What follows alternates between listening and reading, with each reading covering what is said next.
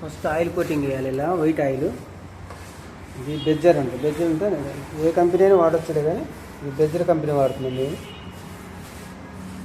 First ఇట్లా layer వేయాలి ఒకటి.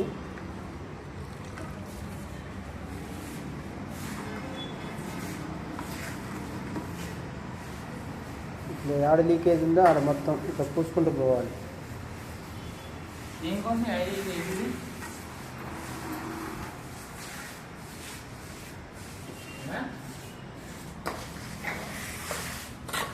దీనివల్ల వాటర్ అనేది మొత్తం గుంజేసుకుంటుంది ఎక్కడుందా.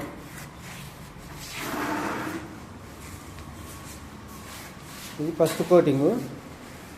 ఇలా మొత్తం 2-3 కోటింగ్లు వేయాలి. ఇది ఆరినాక మళ్ళీ ఇంకో కోటింగ్ వేయాలి, ఆరినాక మళ్ళీ ఇంకో కోటింగ్ వేయాలి.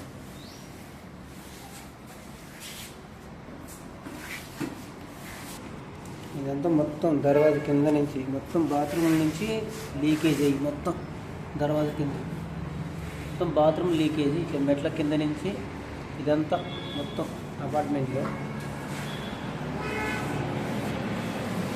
అంతా లీకేజ్ వస్తుంది. ఇవన్నీ వాటర్ తీసినాం. ఒక్కో బాడీలో 4-5 బకెట్లు వాటర్ వచ్చేసి.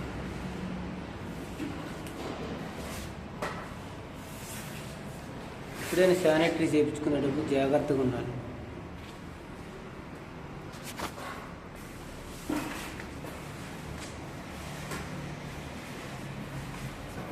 ఇది బెజ్జర్ ఆయిల్. ఇది బాగుంటుందండి, ఇది వాడితే చాలా లీకేజ్ బాగా ఆపిద్ది.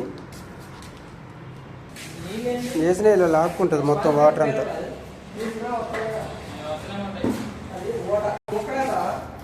ఈ ఆయిల్ తీయటం వల్ల మనకి వాటర్ అనేది లాక్కుంటూ ఉంటుంది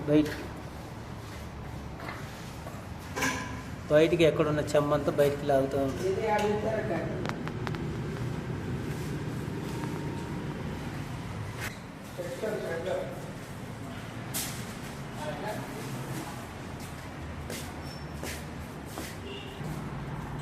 కింద కూడా ఇది కింద ఫ్లోర్కి.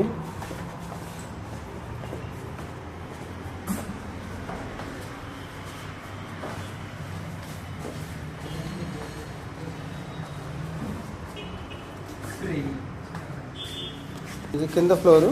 ఈ ఫ్లోర్ కూడా సేమ్ ఇట్లనే 5 ఫ్లోర్లు మొత్తం.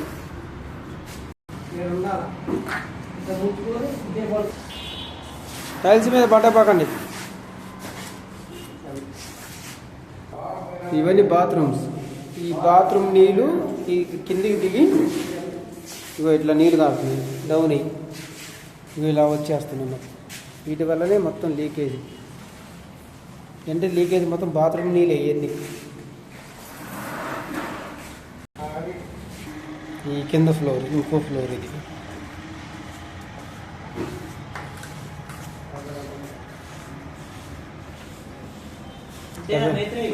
మొత్తం రౌండ్ కట్ చేయాలి. కట్ చేయడం వల్ల నీళ్ళు అనేది ఎక్కడున్నా మొత్తం బయటకు వస్తుంది. వచ్చినాక ఇట్లా ఆయిల్ వాటర్ ప్రూఫ్ చేయాలి. ఇది చేసినాక ఇంకా లీకేజ్ అనేది ఇంకా నీళ్ళు అనేది బయటకు వస్తుంటాయి.